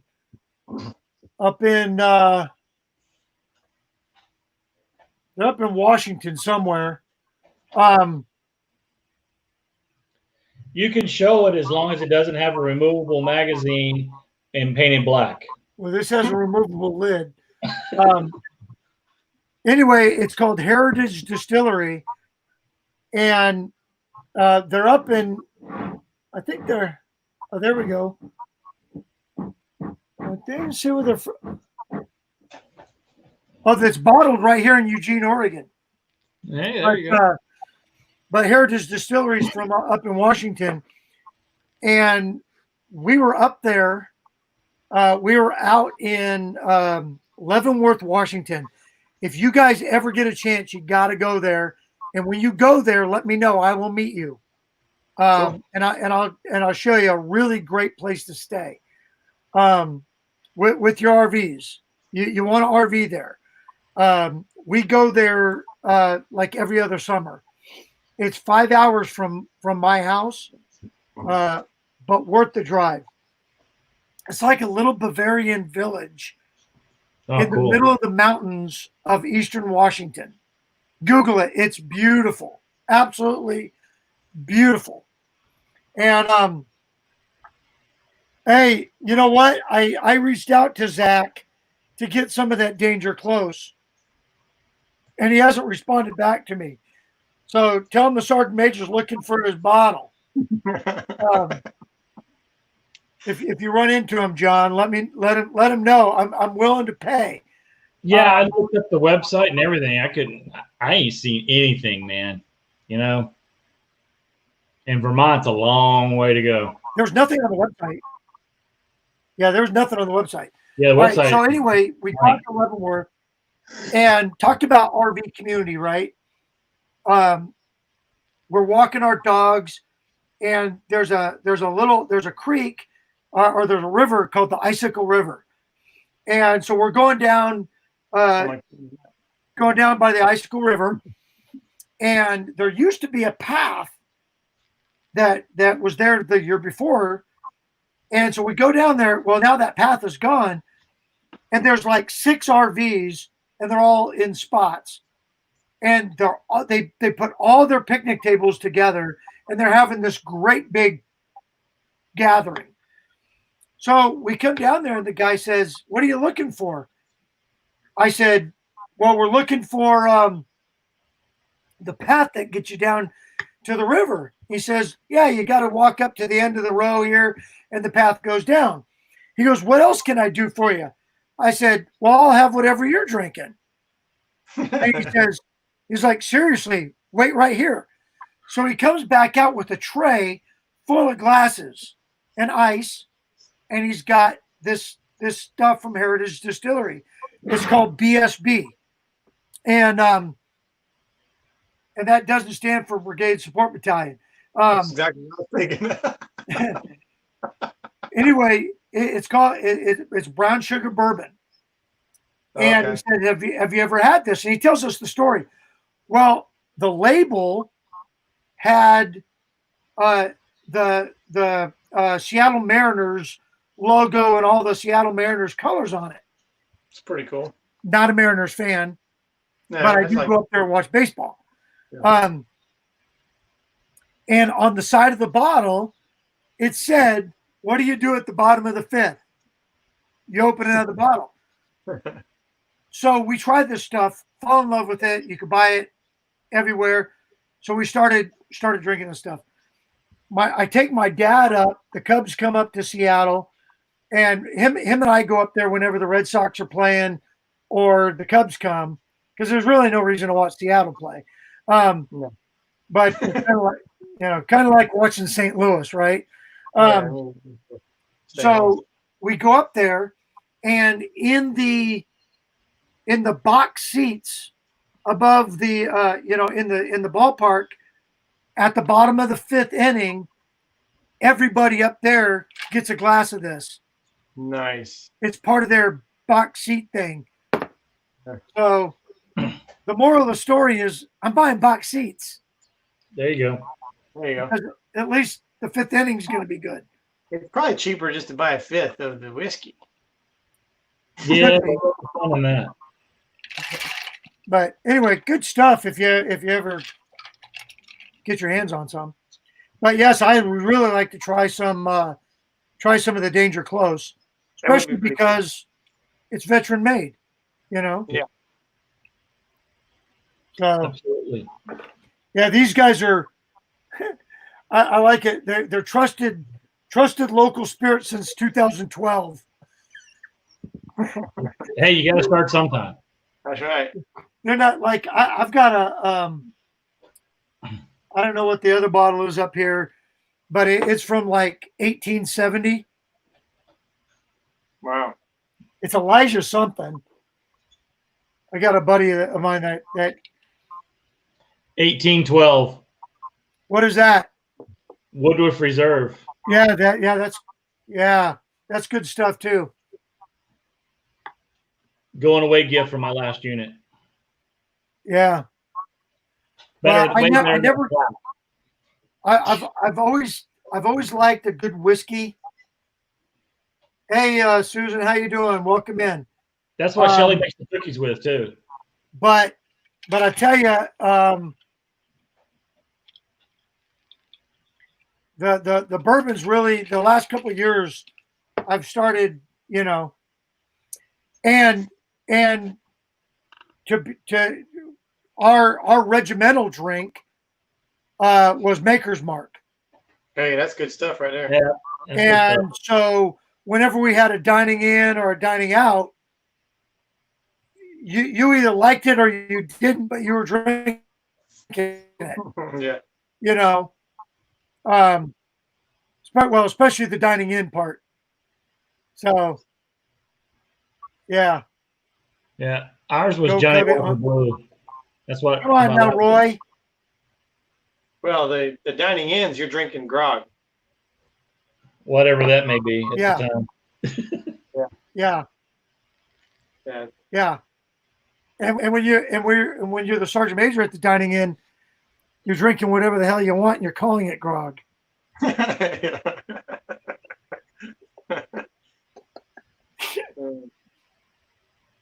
But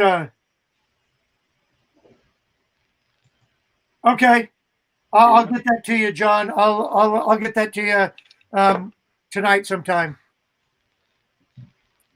And while I'm thinking about that, Dustin, I need your address too. Just email it to me. I got it for you too. But yeah, the last dining in, the last dining in that I was at before I left my battalion. We had come back and we had, the junior lieutenant is the Goomper of the mess, right? So he's got to make sure that all the arrangements are made. He calls everybody to order, starts the toast, and all the tradition stuff. The junior lieutenant.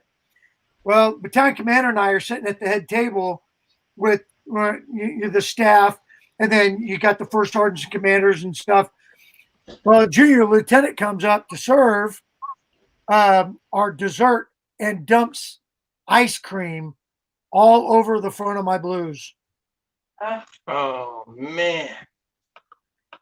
And I looked at the battalion commander. I said, "Sir, you better control the lieutenant because we're about to step outside." And but in all fairness, he was apologetic, and then he took my blues and got him properly laundered. So, but yeah, ice cream. That's terrible. Oh, and he replaced my ribbon rack because ice cream does not come out of ribbons. No, it doesn't. You can't wash ribbons, and it's just bad. Let me guess. Did you have the custom made ribbon rack on that, or just one you put together yourself? Yeah, I put it together myself. Okay, so it wasn't too terribly expensive compared to that. The made ones are expensive, and Yes. then every time you even get an oak leaf cluster, you're gonna get a whole nother dang thing. And that's why I didn't do I was going to do the custom one, for my shadow box once it was all said and done. Yeah. But what I did do, because you know how the custom ones are really flat. Mm-hmm. Yeah. What I did do was once I built my rack, I went through with the back end of a screwdriver, and you run it down the edges, and you could get all those ribbons nice and flat. Yeah. Somebody taught me that along the way. I don't know. Yeah, I always built my own, and then what I did though was the apertures I would super glue on top of the ribbon because if you use the things to poke through, it just looks hokey and they're kind of hanging off of there and stuff. So I just super glued them on there. So I would have to replace a ribbon if I got another aperture, but not the whole rack. Yeah, that's what I did too. I except I used Elmer's glue instead of super glue, because you got to be real careful with that super glue, or it'll just Yeah, you only get one try.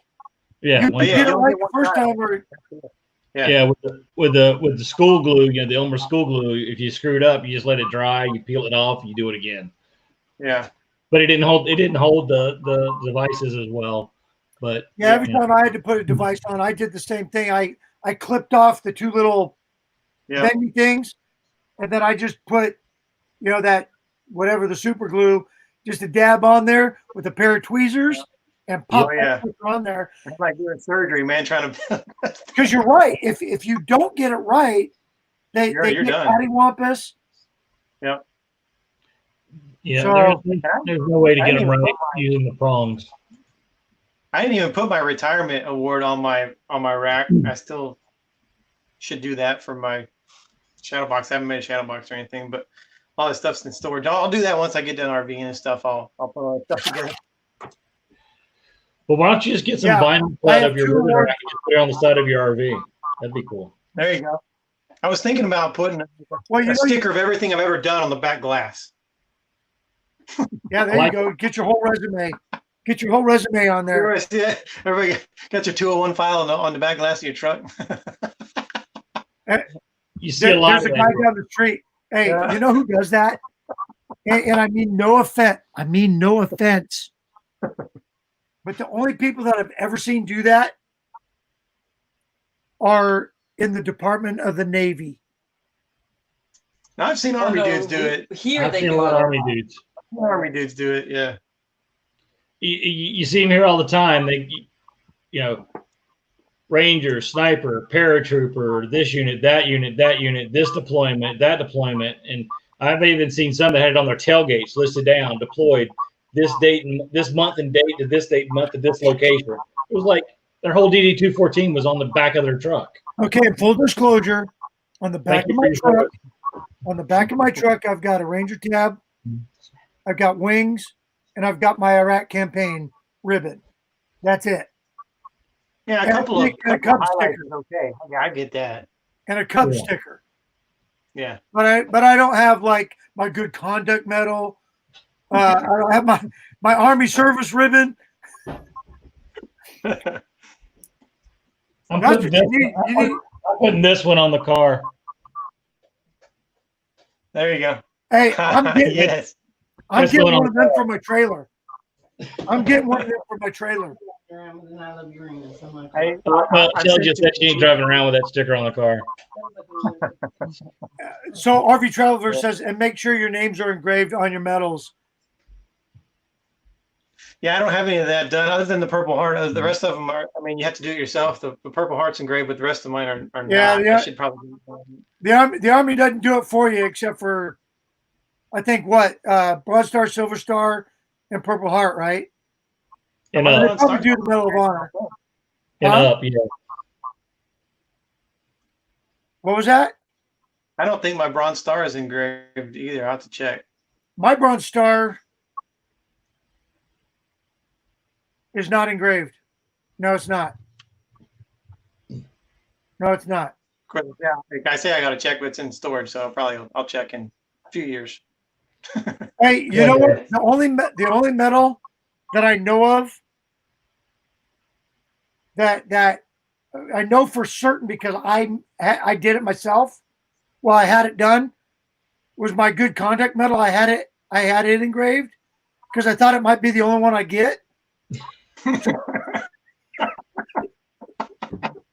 You only got to get the medal once. After that, if you don't get the knots, it's no big deal. You still got the medal. You're good. Yeah. See, the Navy makes you look like a smacked ass because if you don't have 8 years of good conduct, they make you wear red stripes instead of gold stripes. That's right. Oh Yeah. You got to carry them jokers around for the world to see. Yeah, I mean, you don't even get See, to the hide others, it. you got to count the knots versus the service stripes, and you go, oh man, he messed up. It takes you a second to put it together. Like, what? You got to do the math and the exchange rate Yeah. and put it all together. Why is that his senior chief petty officer with red stripes? Yeah, I know. Well, Dude, see, if the army did that, half the army would be wearing red stripes. yeah. Yeah. See, I the tell Air you. Force actually got rid of the good conduct medal a few years ago because, like 99.9% of everybody gets it. So they got rid of it. Like, you don't need a medal to say that you didn't They were get just did not get in a lot of trouble. I mean, it's not even a medal that you had good conduct. It's a medal that you didn't get in a lot of trouble. I They had, got more guys with DWIs that got a good conduct medal. I had a So- great uncle that passed away years ago, and my dad and I went over there. We were cleaning up and getting things right. We knew he was a World War II veteran. We knew where he was. We knew what he did. He told stories and stuff.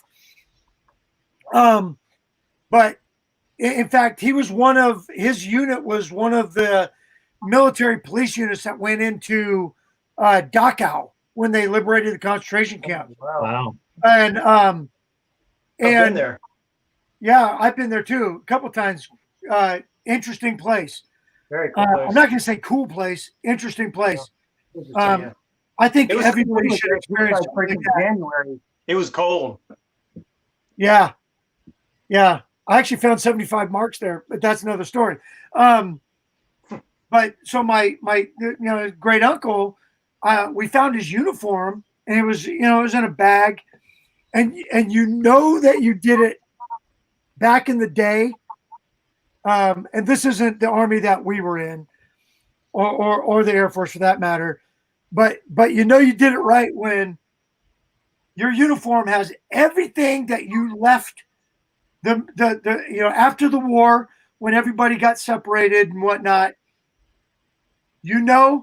When everything is still on his uniform, exactly like he took it off the day he got home and hung it up. He's got a good conduct medal.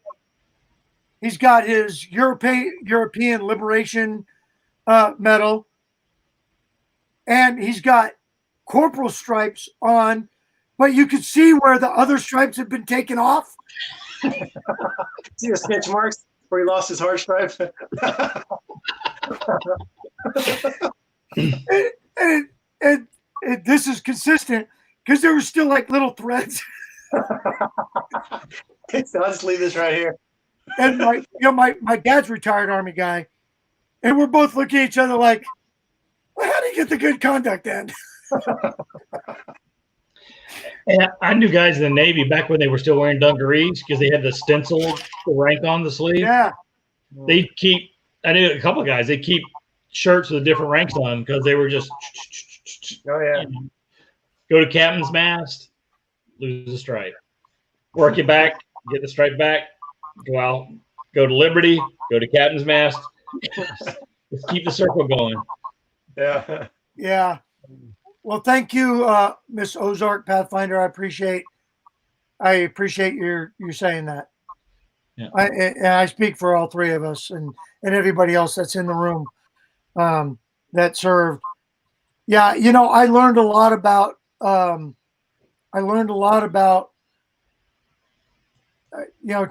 back to the whole taking care of soldiers. I had a first sergeant that taught me how to be an NCO, and I've told this story before, but we drank a little bit too much one night of this really good Tennessee homemade moonshine, and talk about a good label. This didn't even have a label; it was just a bottle, and we ended up tearing up our room. And our company commander wanted to run us up the flagpole. And our first sergeant grabbed us by the back of the neck and gave us 30 days of punishment without ever seeing our 201 file. And I had to live in a tent for 30 days in front of our barracks. But it was 30 days of living in a tent that didn't screw my entire career up, Exactly. Yeah. And you learn lessons. That's good. Yeah, and I never tore up a room again. You can't do that nowadays. Nowadays they slam them and put them out, and so it's game over. Yeah. And the crazy part is, and I'm not saying that I was an angel, but I didn't like I tried to explain to the first sergeant. I was in no condition to tear up the room. so but I took my lumps with everybody else. So, but I handled soldiers the same way, because I felt that, there's a heck of a lot, better ways of teaching discipline and responsibility than 45 and whatever. Yeah, for sure. So, Cool. All right, man. Well, it's 10 o'clock on the East Coast here, man. I'm about to check out. yeah, I think we're at that point where we've run out of stories, or we haven't, but we got to save some. Yeah. So for those of you that are still with us, appreciate you sticking with us. We are at the 2 hour and 1 minute mark. And now we all have all the answers of why you should go full time, There you go. and or why you need to be a part of this great community, because, sitting with you guys all in the, sitting in with you guys in the chat room and sitting with these two guys that are becoming good friends of mine. It's like sitting around the campfire when you're at a campground and you got a nice cold drink in your hands, and you're sharing a couple laughs and maybe a couple tears, and at the end of the day, we all go back to RV and enjoy this wonderful life that we live. So with that, we're going to close it out. Hopefully you guys are getting back to whatever normal is going to look like. I hope so, man. And we're going camping again. So, all right, with that, here's a toast to all of you. And we will see you the next time. Hey, thanks, guys. I appreciate you coming in. Bye, everybody. See you next time.